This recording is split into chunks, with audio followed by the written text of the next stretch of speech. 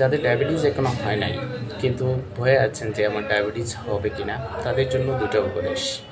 যদিও ডায়াবেটিস হওয়ার জন্য জেনেটিক্যাল বংশগত কারণ থেকে আরও অনেকগুলো কারণ আছে, তারপরেও কমন দুইটা উপদেশ দিচ্ছি, আশা করি সকলের উপকারে আসবে। প্রথমত, যারা শারীরিক পরিশ্রম করেন, যারা কঠোর পরিশ্রম করেন, তাদের ক্ষেত্রে শুধুমাত্র একটা নিয়ম মেনে চললেই হবে। তারা মোটামুটি শিওর থাকতে পারেন যে ডায়াবেটিস কখনো হবে না, না হওয়ার সম্ভাবনাটাই বেশি। যারা কায়িক পরিশ্রম করেন, কঠোর পরিশ্রম করেন, তাদের ক্ষেত্রে শুধুমাত্র মিষ্টি জাতীয় খাবার অর্থাৎ চিনি, এটাকে অ্যাভয়েড করতে হবে।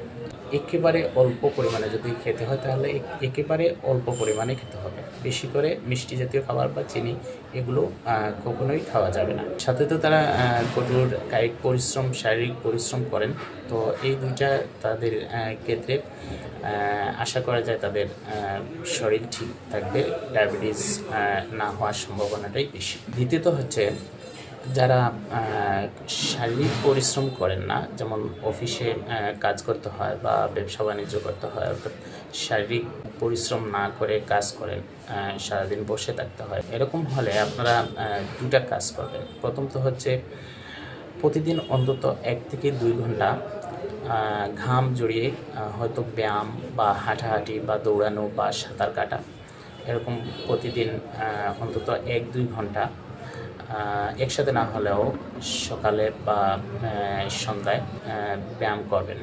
হয়তো সেটা হাঁটাহাঁটি হতে পারে, দৌড়ানো হতে পারে, সাঁতার কাটা হতে পারে, অর্থাৎ শরীরকে আপনি হার্ডলি মুভমেন্ট করাতে হবে যাতে ঘাম জড়ায়।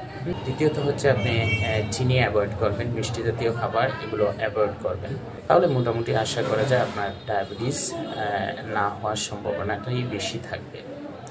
যদিও ডায়াবেটিস হওয়ার আরও অনেকগুলো কারণ আছে, জেনেটিক্যাল ফ্যাক্টর,